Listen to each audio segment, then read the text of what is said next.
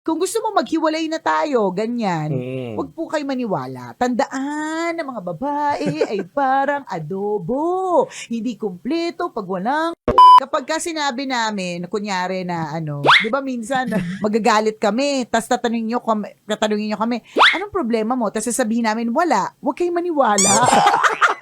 Yun lang naman yun. Huwag kayong maniwala. Maglambing ka pa ng kaunti. Kasi nagpapapilit lang yan. Kung gusto mo maghiwalay na tayo, ganyan. Huwag po kayo maniwala. Tandaan na mga babae ay parang adobo. Hindi kumpleto pag walang tuyo. Huwag mong patulan, please. Tip mula sa babaeng may hormonal imbalance.